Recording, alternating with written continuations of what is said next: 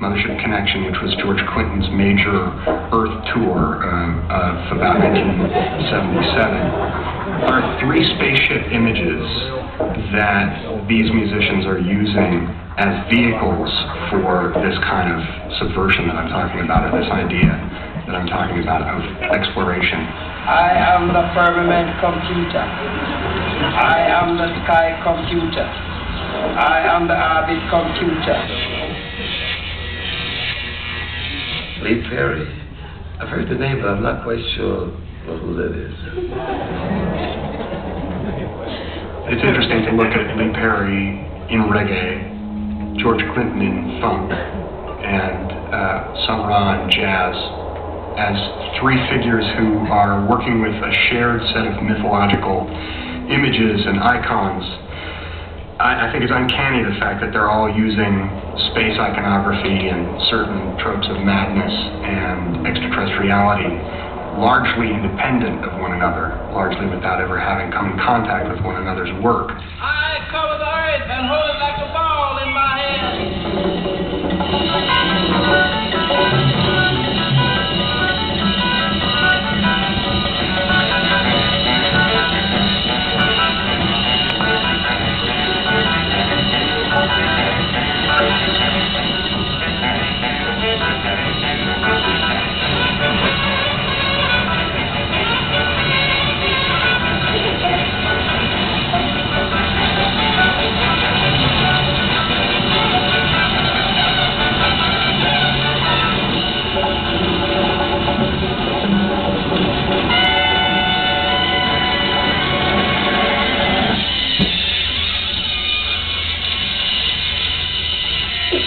You know, space for black people is not something new. I really believe that we've been there, that we're returning to that, and that the consciousness of black people, all mankind, is striving to return to where the essence or the roots have come from.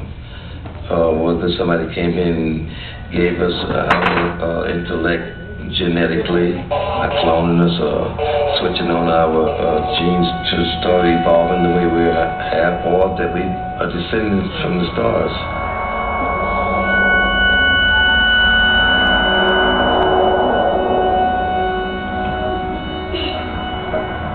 The data thief knows there's a connection between music, space, and the future. Entering a room marked space exploration, he finds the name Bernard Harris, astronaut. He asks him, what does the Mothership Connection mean to you?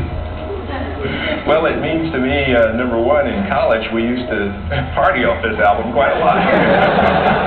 But it also is a reflection of one man's vision of the future, and that is of us as human beings exploring space, but more importantly, a black man, black people out exploring space.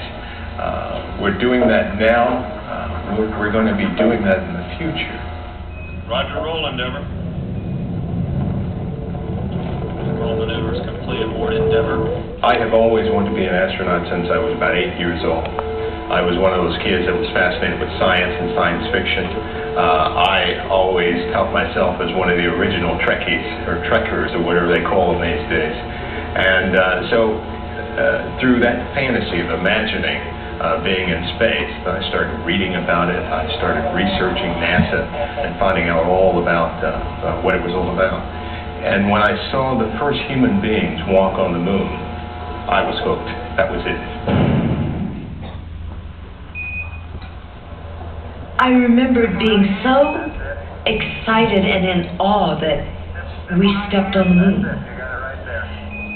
But coming out of it, that glorious moment, I didn't see my brother, I didn't see us there. And I decided to have a part in that. When they called me in and asked me to assist them in recruiting the first women and minority astronauts for the Space Shuttle program, I couldn't say no.